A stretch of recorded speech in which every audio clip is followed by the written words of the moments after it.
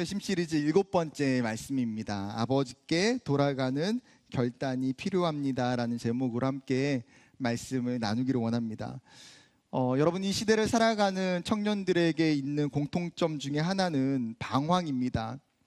사실 우리는 청소년 사춘기에만 방황의 시간이 있는 줄로 생각했지만 오히려 청년의 시간들을 보내면서 나에게 다시 더 큰 방황이 온다는 것을 경험할 때가 있습니다.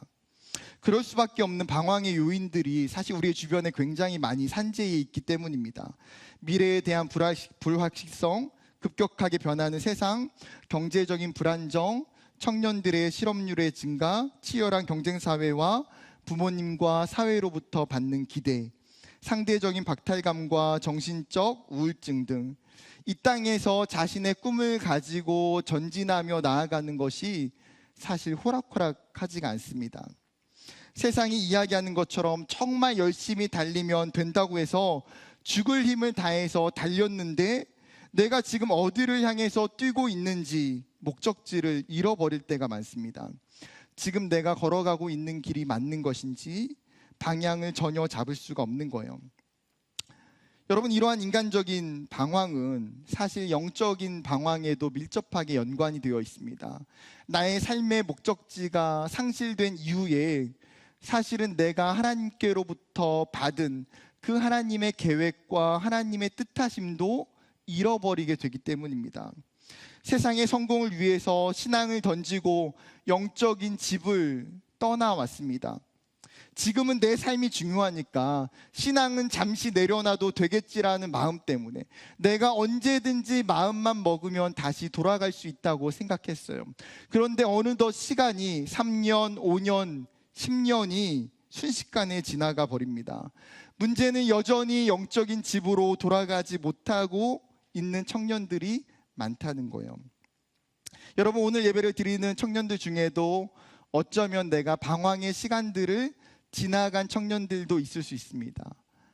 혹은 내가 지금 이 시간이 나에게 있어서는 방황의 시간을 보내고 있는 청년들도 있을 수 있습니다. 그렇다면 오늘 말씀을 통해서 하나님께서 우리에게 우리가 방황을 하면서 이 땅에 살아가고 있는 우리의 죄인된 모습이 무엇인지, 그리고 우리가 회심이라는 이 놀라운 하나님의 은혜를 통해서 어떻게 하면 이 방황을 멈추고 다시금 믿음으로 나아갈 수 있는지를 살펴보았으면 좋겠습니다. 오늘 본문은 우리에게 굉장히 친숙한 본문입니다. 보통 사람들이 이 본문을 가지고 뭐라고 표현합니까? 탕자의 비유라고 이야기합니다. 비유는 이렇죠. 어떤 사람에게 두 아들이 있었고 그 중에 어떤 아들이 문제입니까? 어떤 아들이 문제예요?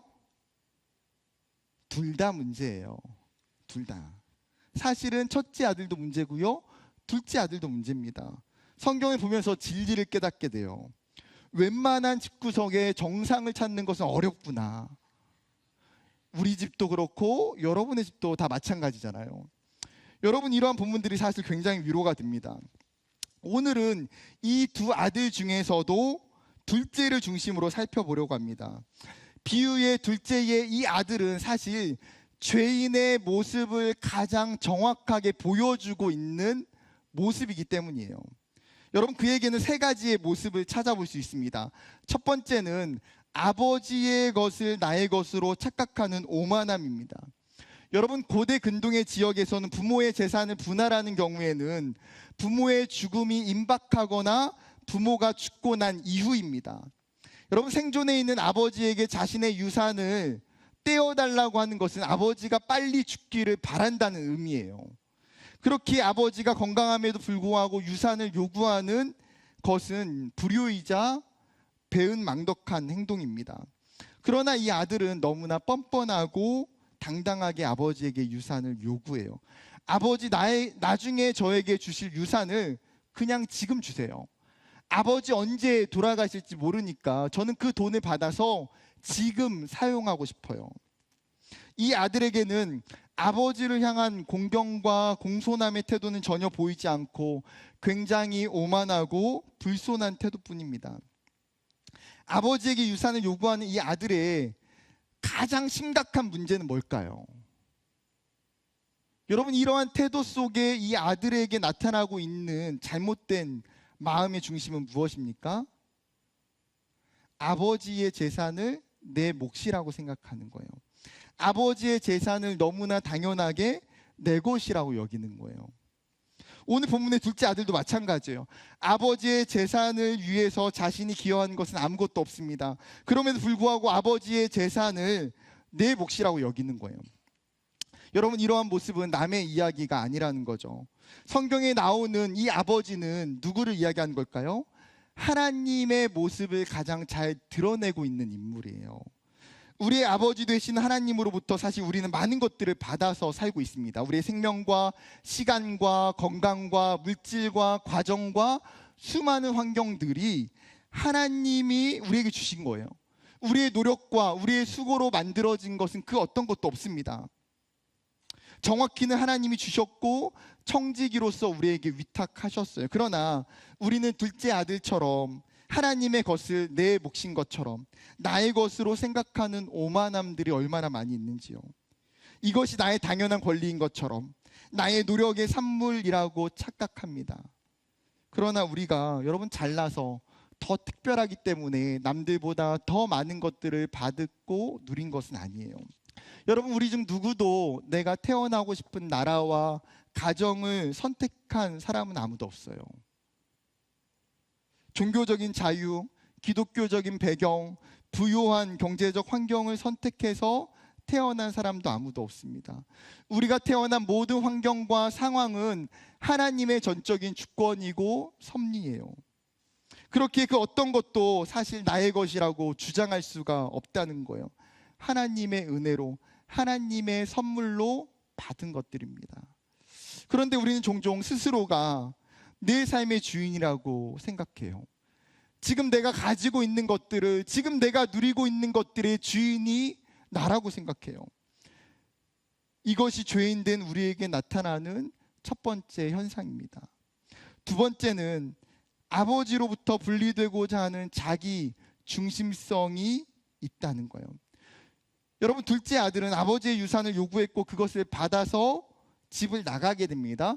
그런데 오늘 성경의 본문을 자세히 보면 이 아들이 아버지의 유산을 가지고서 다른 도시나 다른 마을로 간 것이 아니에요. 성경은 뭐라고 표현하고 있습니까? 먼 나라로 갔다. 즉 아예 해외로 이민을 가버렸어요. 이것은 아버지의 통제가 없는 곳으로, 완전하게 분리된 곳으로 떠났음을 의미합니다. 이 아들은 아버지를 떠나서 그냥 제멋대로 살고 싶은 거예요. 아버지의 간섭으로부터 자유롭고 싶고 내 뜻대로 내 삶의 주인이 되고 싶은 것. 여러분, 이것이 죄인된 우리에게 나타나는 현상이라는 거예요. 여러분, 우리는 누군가로부터 간섭받는 거 정말 싫어합니다. 혹시나 여러분 중에 누가 나를 간섭하는데 막 그것 때문에 희열을 느끼거나 누가 나 간섭해 주는데 그것 때문에 막 에너지를 막 얻는 사람이 있습니까? 있으면 옆에 사람이 손을 꼭 잡고 기도해 주세요. 하나님 얘를 고쳐주세요. 여러분, 우리는 타인의 간섭이 없이 내 맘대로 살고자 해요. 문제는 이러한 태도가 육체적인 부모에게 뿐만 아니라 영적인 하나님께도 나타난다는 거예요. 죄인된 우리는 하나님께 순종하고 하나님의 말씀을 따르기보다 불순종하기를 원하고 하나님과 분리되고 싶어 해요.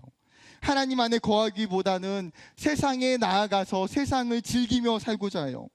그로 인해서 하나님과 우리와의 관계는 더욱 멀어지고 깨지게 되는 거예요. 세 번째의 특징은 뭐냐면 자신의 욕망을 따라 살고자 하는 방탕함입니다. 먼 나라로 떠났던 그 아들이 열심히 일을 하고 신앙을 지키고 돌아와서 부모님께 효도를 했으면 성경의 이야기가 얼마나 훈훈하고 좋겠어요. 그런데 이 아들은 자신의 전 재산을 허랑방탕하게 사용합니다. 30절에 가서 형의 이야기를 빌리면 이 동생은 어떻습니까?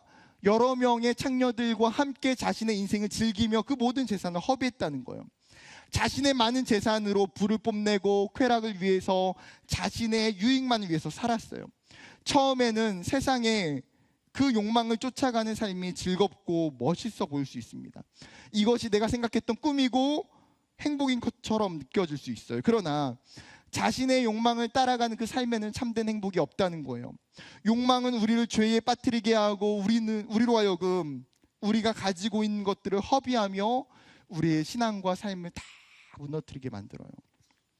여러분, 지금 둘째에게 나타나고 있는 이 세 가지의 죄인된 특징들은 사실 이 둘째 아들만의 이야기가 아니라는 거예요.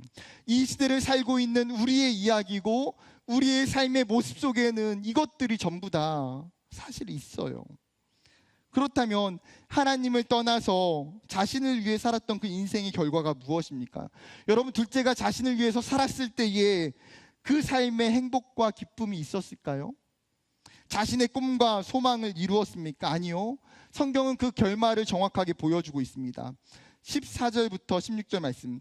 다 없앤 후 그 나라에 크게 흉년이 들어 그가 비로소 궁핍한지라 가서 그 나라 백성 중 한 사람에게 붙여 사니 그가 그를 들로 보내어 돼지를 치게 하였는데 그가 돼지 먹는 쥐염 열매로 배를 채우고자 하되 주는 자가 없는지라. 여러분, 그는 자신의 모든 재산을 허랑방탕하게 다 사용했습니다. 순식간에 가지고 있는 재산이요, 아무것도 남지가 않았어요. 돈이 있을 때에는 주변에 수많은 친구들과 사람들이 바글바글했는데 돈을 다 사용하고 나자 그의 주변에는 아무도 남지 않게 됩니다. 오직 그에게 남겨진 것은 자신의 몸뿐이에요. 그런데 얼마 지나지 않아서 그 나라에 어떤 일이 생깁니까? 큰 흉년이 생기게 돼요. 결코 우연이 아니죠. 성경에서 흉년은 하나님의 심판과 징벌을 상징하는 것입니다. 자신이 지었던 그 죄의 결과가 이 둘째 아들에게 찾아오는 거예요. 마치 큰 흉년과 같이 더 이상 내 힘으로 돌이킬 수 없고 내 힘으로도 극복할 수 없는 고통스러운 상황을 마주하게 됩니다. 문제는 이게 끝이 아니라는 거예요. 그는 자신의 생계를 이어가기 위해서 결국 노동의 현장에 들어가게 됩니다. 성경은 한 사람에게 붙여 산이라고 표현해요. 즉 숙식이 제공되는 일을 찾았어요. 그런데 그 일이 무엇입니까? 돼지를 치는 거죠. 여러분, 보통 사람들에게 지금 우리의 시대 속에서는 돼지를 사육하는 것은 전혀 문제가 되지 않지만 유대인들에게는 심각한 문제예요. 신명기의 말씀에 보게 되면 여러분, 돼지는 부정한 짐승에 분류되었습니다. 신명기 14장 8절이에요.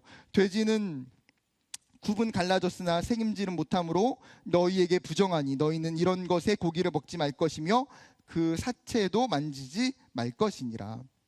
여러분, 유대인이었던 이 둘째 아들이 이 사실을 몰랐을까요? 아니요. 그는 유대인으로서 자신의 가정 속에서 이러한 문화와 이러한 배경 속에 자랐기 때문에 너무나 정확히 잘 알고 있어요. 그럼에도 불구하고 그에게는 지금 다른 선택지가 없는 거예요. 자신의 삶을, 자신의 목숨을 지키기 위해서는 이 일을 할 수밖에 없는 거예요. 그런데 그가 그렇게 들어갔던 그곳에서 그는 노동력을 착취당합니다. 제대로 된 임금과 식사를 제공받지 못해요. 너무나 배가 고픈 나머지 돼지가 먹는 쥐염 열매라도 먹고자 해요. 여러분, 쥐염 나무는 케룹 나무라고 불리는데 이스라엘을 포함한 지중해 연안에 굉장히 흔한 나무입니다. 이 나무에는 길쭉한 꼬투리 모양의 열매가 맺히게 돼요. 초록색이었던 열매는 한여름이 지날 무렵에 갈색으로 변하게 됩니다. 그리고 이 열매는 주로 가축의 사료로 사용되었고 가난한 사람들이 정말 먹을 것이 없을 때에 마지막에 먹는 식량이었어요. 즉 여러분, 이 둘째 아들이 지금 쥐염 열매를 먹고자 했다는 것은 그의 비참한 신세를 정확하게 보여주고 있는 장면이에요. 이처럼 아버지를 떠나서 자신의 욕망을 따라 살아갈 때에 그에게 남겨진 것은 아무것도 없어요. 희망이라고 찾아볼 수 없는 절망적인 상황, 외로움과 쓸쓸함과 뼈에 사무치는 실패와 허무감만 가득 차는 거예요. 여러분, 성경은 둘째 아들을 통해서 우리에게 하나님을 떠난 인생의 결말이 무엇인지를 보여주고 싶은 거예요. 너희가 하나님을 떠났을 때에 어떤 인생으로 살게 되는지를. 사랑하는 여러분, 하나님과 분리된 우리의 인생은 뿌리가 잘려져 나간 나무와 같아요. 근원이 끊어져 버렸기 때문에 그 나무에는 생명이 없어요. 시간이 지나면 마르고요, 시간이 지나면 죽게 돼요. 그 사람이 얼마나 많은 세상적인 부를 소유했는지도 모르겠지만 여러분, 모든 사람에게 이 진리가 변하지 않아요. 하나님은 오늘 둘째 아들을 통해서 우리에게 물으시는 거예요. 너의 삶은 어떠니? 지금 우리가 이 둘째와 같이 하나님을 떠나서 고통 중에 있는 것은 아닌지 오늘 물어보세요.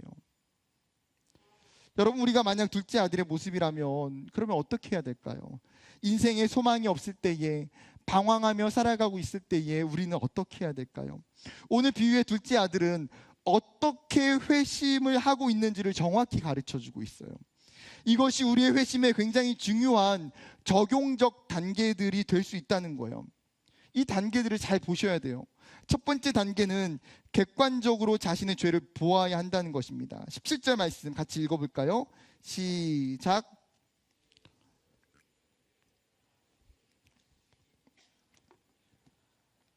나는 여기서 줄여 죽는구나.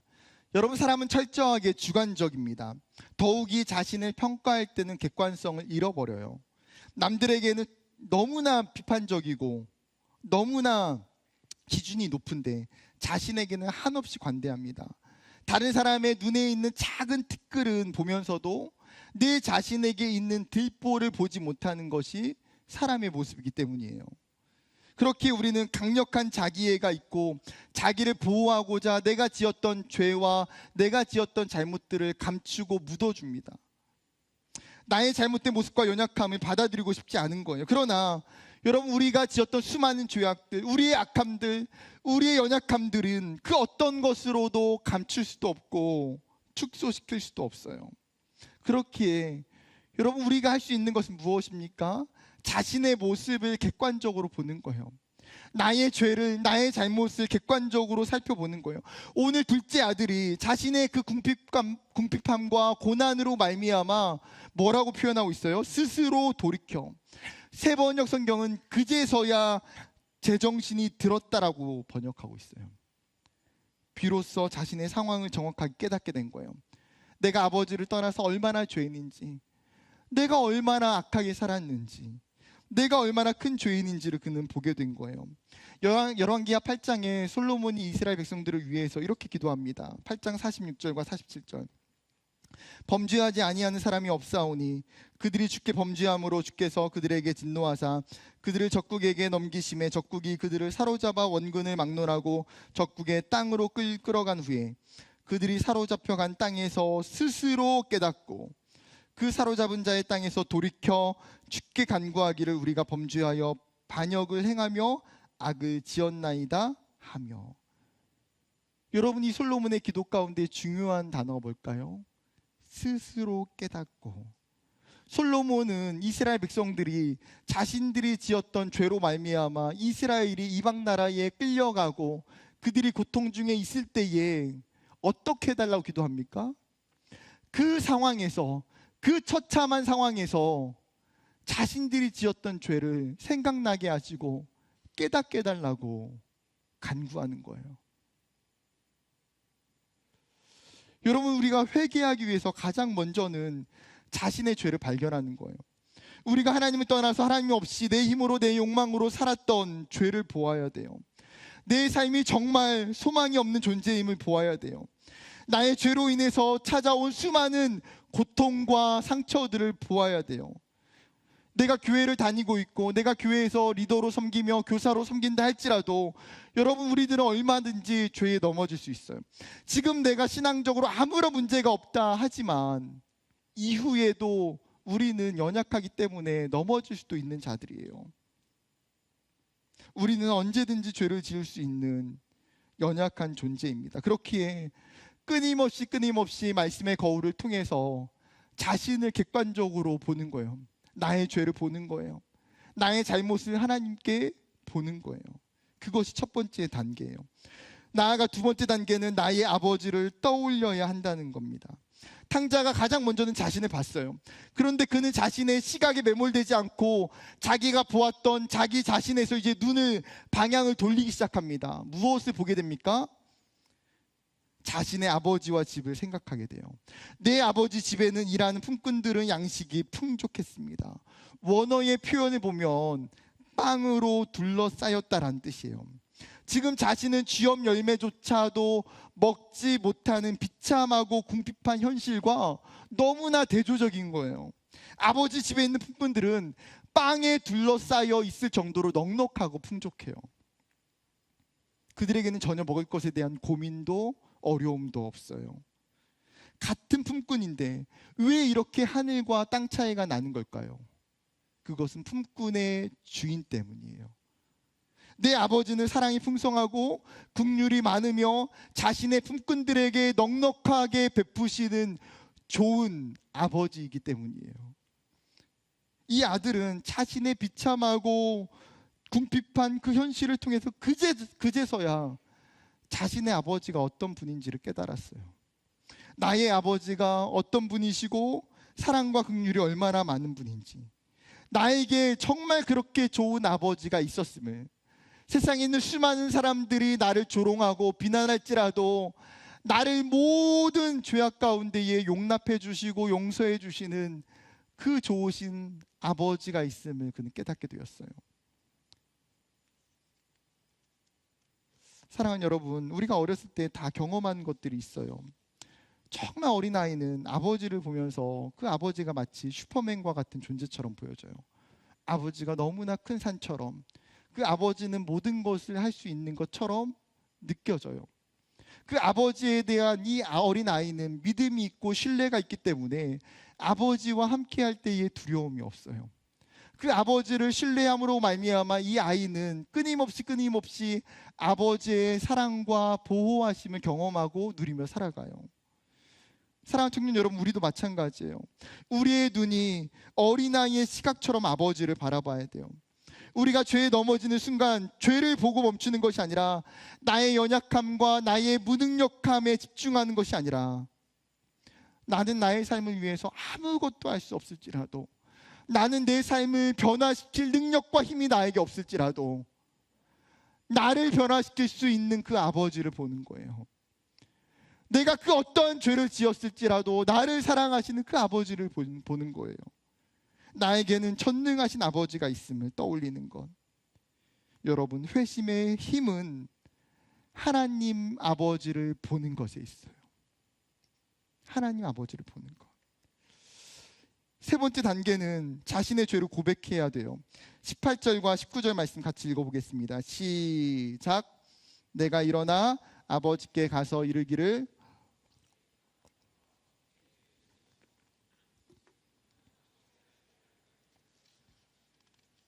나를 품꾼의 하나로 보소서 하리라 하고. 둘째 아들은 자신의 잘못을 깨닫고 고백합니다. 내가 하늘과 아버지께 죄를 지었습니다. 저는 너무나 부끄러운 죄인이라 아버지의 아들로 불릴 자격이 없어요. 아버지, 저의 잘못을 용서해 주세요. 그는 자신의 죄를 인정하고 고백해요. 그리고 자신의 이 결단처럼 아버지 앞에 21절에 나아가서 동일하게 아버지께 고백합니다. 여러분, 바로 이것이에요.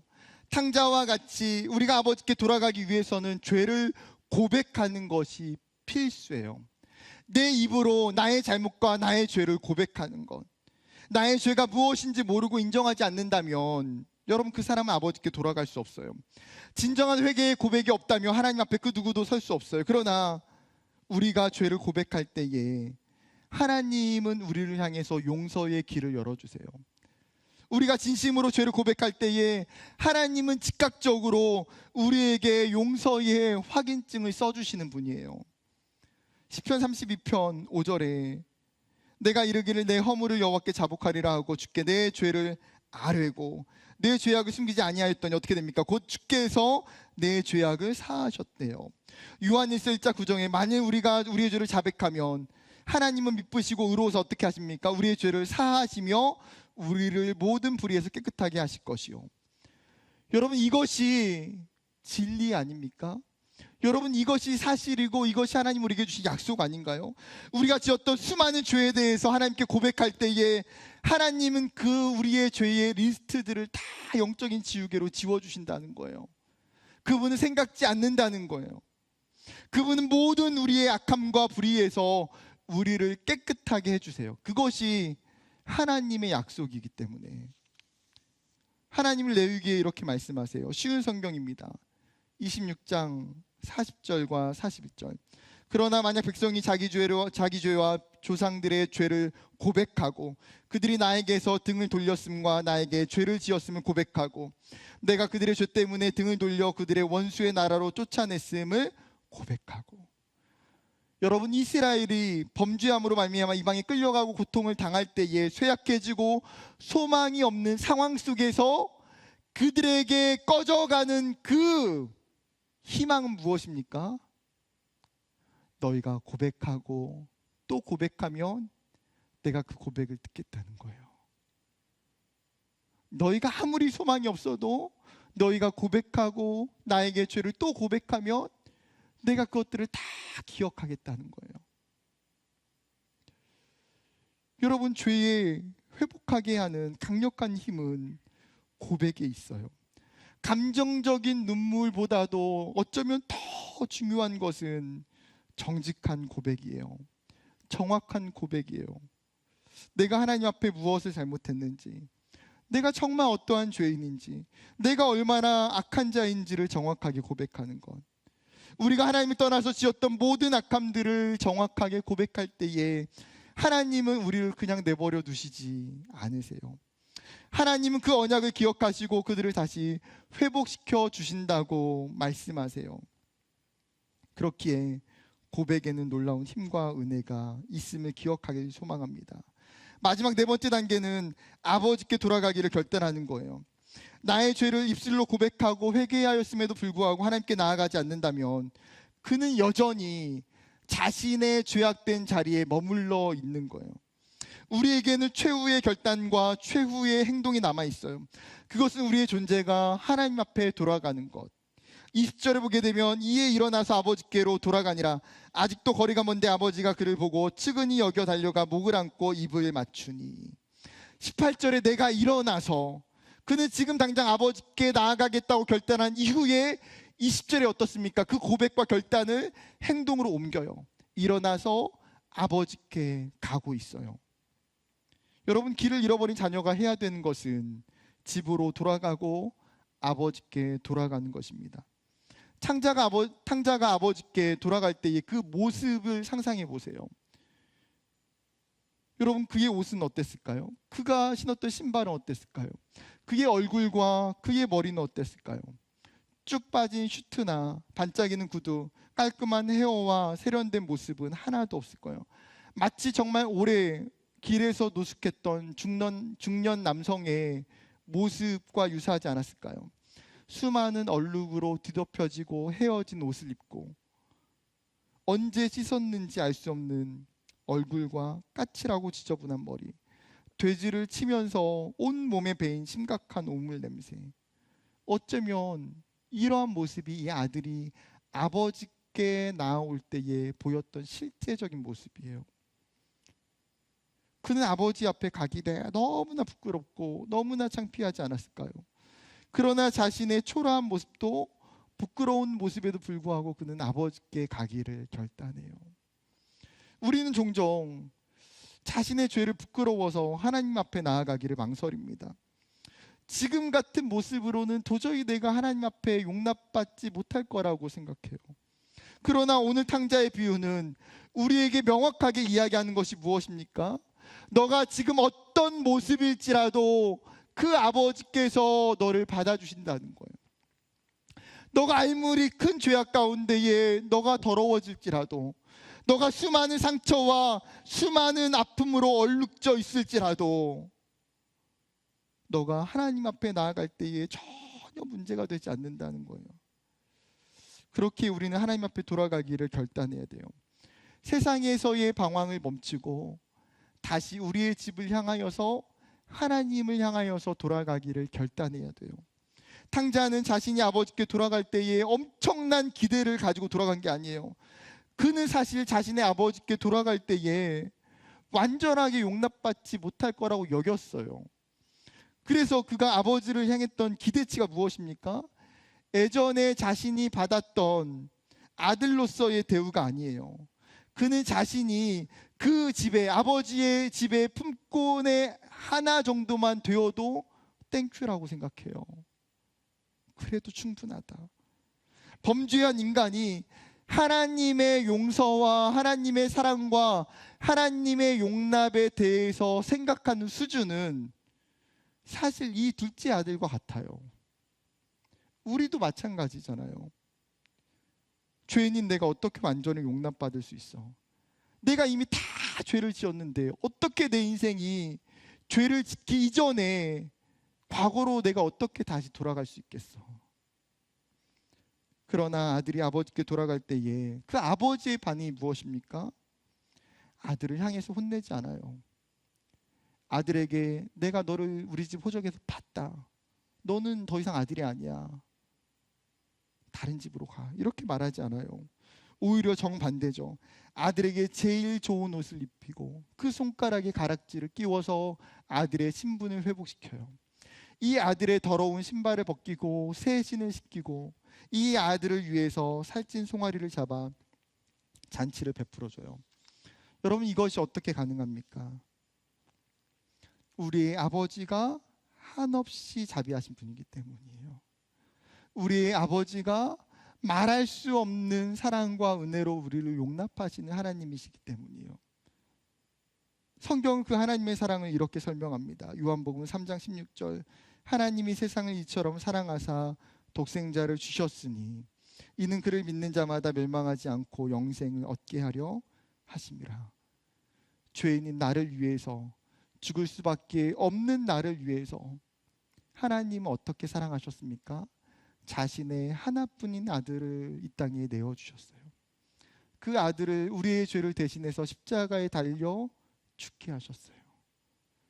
우리가 죽을 수밖에 없던 그 죄인된 존재를 하나님은 우리를 영원한 구원으로 인도하셨어요.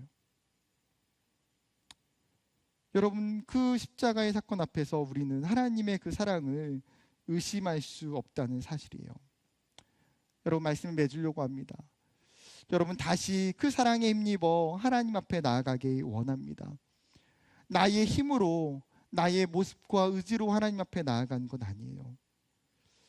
그분이 나의 아버지시고 우리가 하나님의 아들이기 때문에 지금 내가 하나님을 떠나왔다면 우리의 죄를 뉘우치고 그 아버지께 돌아가는 저와 여러분 되기를 주님의 이름으로 축복합니다.